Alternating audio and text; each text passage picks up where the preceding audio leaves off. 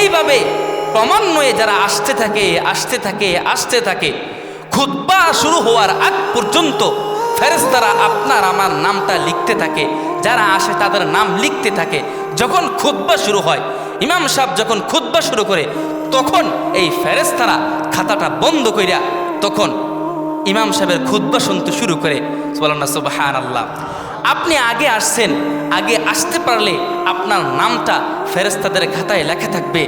আর ওই ফেরেশতারা যখন আল্লাহ পাক রব্বুল আলামিনের কাছে জমা দিবে যে ইয়া রব্বুল আলামিন, আপনার বান্দারা আজকে জুম্মার সময় এই বান্দারা হাজির হয়েছে।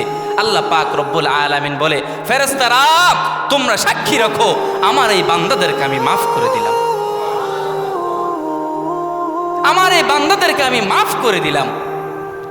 বাপ, আপনি তো আসেন পরে আসেন, আপনি তো আসেন নামাজের 4 মিনিট আগে আসেন, আপনি তো আসেন দৌড়া অজুটা কইরা পিছনে আইয়া দাঁড়ান। আপনি তো জানেন না যে এই জুম্মার দিন আপনার আমার জন্য একটা বিশাল সুপার অফার। আমি যখন শুনি ফিকাপ দিয়া বলে যে 10 কেজি আলু 100 টাকা, আপনার আমার বিবি সহকারে, আমি সহকারে দৌড়ে ফিকাপের কাছে যাই।